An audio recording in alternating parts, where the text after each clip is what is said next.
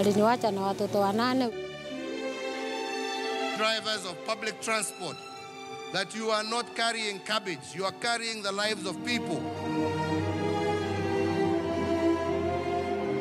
2,600 people since the beginning of the year have died. Those are big numbers.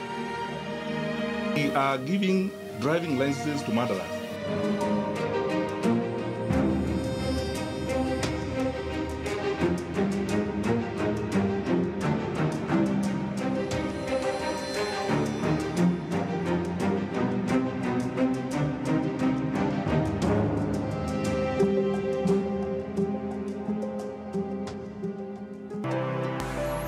How can a highway claim so many lives and in the most gruesome way? If it's not an oil tank overturning and claiming more than 100 lives, it is a truck that has lost control and rammed into several vehicles. The highway where prayers are now a must. Men of the cloth seeking divine intervention. Prayers for the Nakuru Eldoret Highway. The deadly stretch runs for more than 50 kilometers, but the tales of death from this seemingly harmless road have touched many Kenyan families, gone back many years. All these are people, all these are humans, all human beings, all this. January 31st, 2009, while working with a local television station, I received a call of a fatal accident along the Nakuru Eldoret Highway. By the time our team got to the ground, 130 people had died. Years later, I returned to Sachangwan, where mass grave straddles the edge of a killer road that still continues to claim lives every few weeks. Back in 2009, an oil tanker driver and his assistant had pulled over here, while the tanker, without any interference, overturned. Hundreds of women and men, young and old alike, immediately go down to tapping the free fuel. It was a disaster in the making. What's up? Yeah. 7, 8. Okay. 9, 10. As hundreds of them rushed from the villages to this stretch of road, a few kilometers from Sachangwan shopping center, Peter, then a young man of 23 years, was also dashing from the nearest shopping center. Security officers from a nearby General Service and Administration Police Units camp had also moved to the scene of oil siphoning. Then the worst happened. Tukasikia kuna lori imeanguka ya mafuta. Si tukatoka pale na jirani wangu, tukakuja kuelekea nyumbani. Tukapita tu tukakuja. Kufikia njiani, tukakutana na kijana wangu mkubwa. Akasema wacha tuende tuangalie ati kuna lori imeanguka. Si tukaendelea kukuja. Kabla dakika 2 akawa amefika pale na si yani tumeachana. Tukaona moto imelipuka nyuma yetu kwa sababu tulikuwa upande huo. Nikajua ya kwamba huyo mtoto amefika pale. Najua Peter's mother, Sarah, had just passed near the scene where the tank had overturned. She had also met one of her sons, Peter, on his way to fetch free fuel. The highly inflammable material exploded right in the eyes of hundreds of villagers. Some managed to escape from the scene but died in a trench where most of the fuel had flown to. Some, blinded by the raging fires and on fire, ran into trees. Some never made it to the nearest cattle dip. They died in the trees. A total of 130 people died, almost every household near the tragic incident suffering a fatality. Hiyo moto kuona vile imewaka, si ndio kila mtu akaanza kukimbia. Tunaona tu watu wanatoka pale wameungua, wamekuwa kama wasungu. Ujui ni nani? Dakika kidogo ikasemekana watu wamekwisha. Nikajaribu tukaanza sasa kutafuta kuangalia kama tutaona wao wetu. Hatukuona. Mimi nikaambiwa saa hiyo wote wawili walikuwa pale. Na kuanzia hapo tu sikuwaona mpaka dakika ya mwisho. Kesho nilirudi nikapata tram iko nje hapo kwa duka. Na nilikuwa nimepea hiyo kicha. Baadaye nilichunguza. Nikaambiwa walikuja kufika njiani. Akasema mama alipigia yeye simu. Kaambia waachana na tram. Tumepata mitungi singi. Asa akapea mtu alikuwa anateremka kukuja senda, akasema pelekea papa hii tram mpaka hapo. Labda wakati alifika siku kwako akaweka tu kwa nje ya nyumba. Peter, just like his brother Bernard, did not make it out alive from the deadly inferno. They were burnt beyond recognition. They became part of dozens of bodies buried in this mass grave. 2017, just a kilometer away from the 2009 oil tanker tragedy, a truck lost its brakes, ripping 2 rows of seats of a passenger vehicle as the driver tried to control it. By the time the truck came to a complete stop, 16 people lay dead. Nakapata watu imejaa kwa barabara, imeumia na wengine walikuwa wameumia na wengine walikuwa wamekufa. The impact was so huge that parts of the bus penetrated through this container carrying wood at the time. Hii ni mabati ya bus lirarua. Blood and body parts still on the sides of the container 2 weeks later. This latest accident raising concerns among residents and jolting the country. What exactly is causing these accidents? Ann Kibenei told KTN News that on the day the truck was coming downhill on high speed, she stood in the middle of the road screaming. She sensed, just like other trucks whose brakes have failed before, the fateful truck was seconds away from turning this stretch of road into a scene of death. Ilikuwa imekatika break kabisa, ilikuwa inakuja mguu hii ya mbele haikuwa na kanyanga chini. Ilikuwa nakimbia kabisa. Kabisa.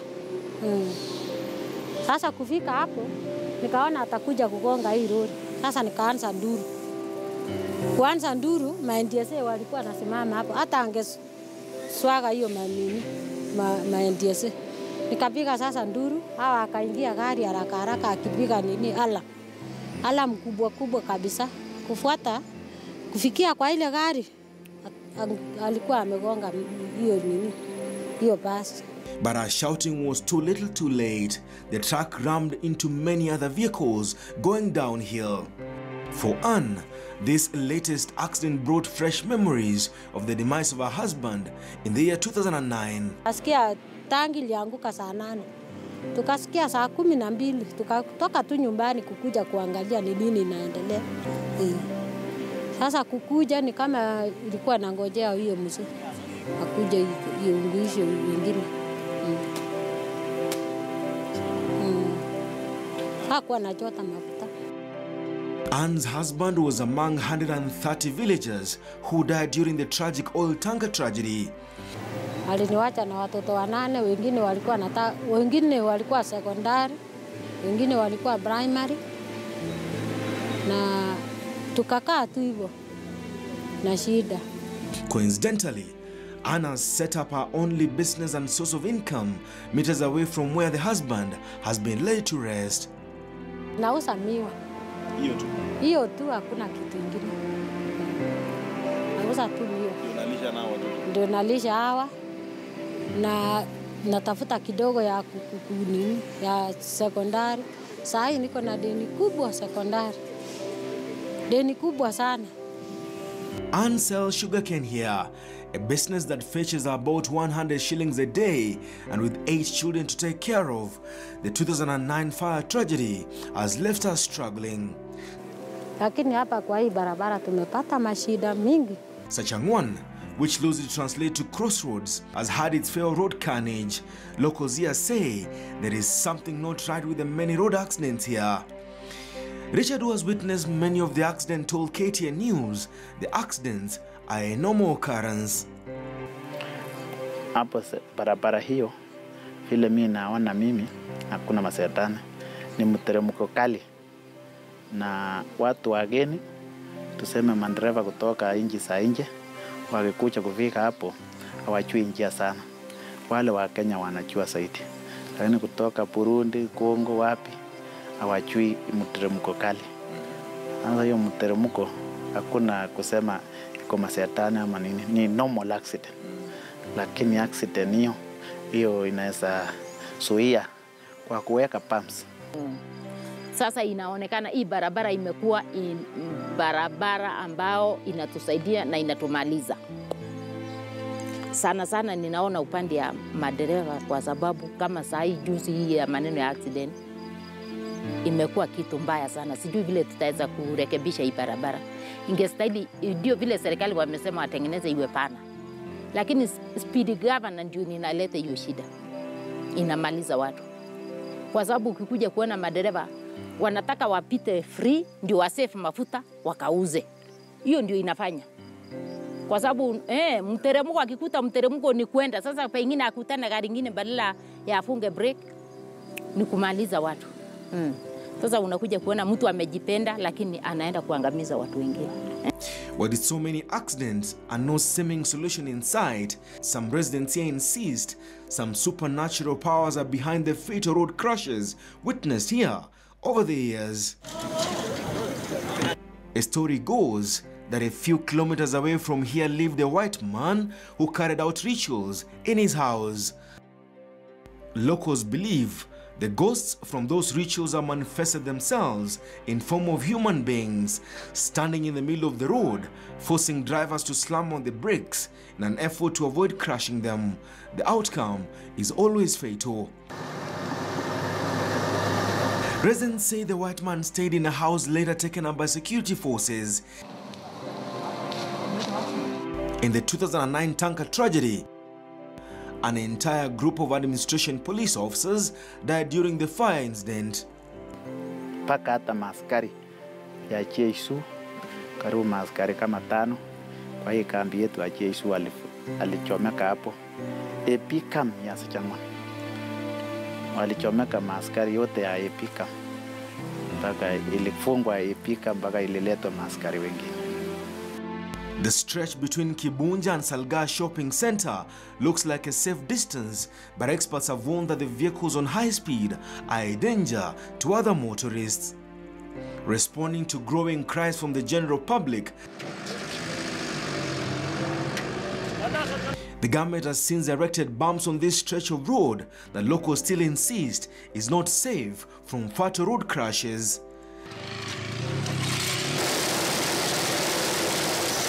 The National Police Service and the National Transport and Safety Authority, NTSA, have come under pressure over the casual manner of enforcing the highway code, while the National Police Service is being accused of looking the other way as motorists flout the highway code. NTSA is on the receiving end for lacking the technical know-how and the manpower to police the Kenyan roads. Only this month, more than 100 people have died in tragic road accidents. Experts warning this could have been avoided if hawk-eyed traffic police officers stopped and rode with lorries from plying a certain route or an overloaded one from ferrying passengers. We are giving driving licenses to murderers, as it were. And then people who have no clue, they will all have to be registered anew after they have fulfilled certain conditions that we are going to put in place. Because you start dealing with challenges on the road from there. From who trains your drivers, how they're trained, the quality of training that happens there. And this chip will store the history of every driver. And any driver caught not complying 100% with what is prescribed, the driving license will be automatically be withdrawn. This move from the government has been described as knee-jerk. Transport experts are warning that thousands of drivers are already on the roads anyway. What the government must do is enforce the highway code. Working on a corrupt traffic department and a struggling NTSA is the only way out of the current madness being witnessed on the highway. The Kibunja-Salga stretch has new bumps in place. What looks like a permanent NTSA patrol motor vehicle and volunteers holding banners urging motorists to get home, not just safe, but alive.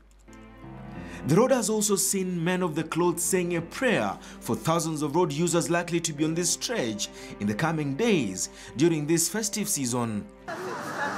The mausoleum, a resting place for hundreds of souls that perished from the most prominent of road accidents, still receives well-wishers. A sprinkle of oil for the departed souls has kept the story of the Sachangwan fire tragedy alive. For now, families that have lost loved ones in the hands of careless drivers have been left with the burden of raising them alone. The family of Sarah struggles on. She's been left alone with a husband who died 4 years earlier as a result of an injury sustained from a road accident on the same Nakuru Eldoret Highway. The road will again claim the lives of our only 2 sons, Peter and Bernard, in the tanker tragedy. Alafu sasa unaangalia nyumba ulikuwa na watu, alafu unabaki peke yako. Hiyo ni uchungu. Uchungu ambaye, yani kama sio kushikilia neno la Mungu, ingekuwa mambo mengine. Lakini tukawa tu tumeshukuru Mungu kwa sababu ya upendo wake na mapenzi ya Mwenyezi Mungu, tena umoja, undugu wa familia, tukawa tumekaribiana. For Anne, plying her trade here is a constant reminder of the fire that claimed the life of her husband and the highway that continues to take away young lives every other day. Hakuna tu kupewa pesa. Sisi ilisemekana sisi ni wizi. Tulikuwa tunaiba mafuta. Sasa unalalamika, tata tumelalamika mpaka tumechoka. Tukasema tu acha tunyamaze. Mungu tu aone bila atatulisha. Lakini kuna wenye walikufia hapa, wapita njia, wenye walikuja kuangalia, hawakuwa wanachota mafuta wote. Hawakuwa wanachota mafuta. Hata mzee yangu hakuwa anachota mafuta. And for them it matters little what the cause of the frequent accidents is. They just want this problem fixed. And for now they feel they are on their own. Only left to turn to the heavens for hope to face another uncertain day. Onsarigo, KTN News.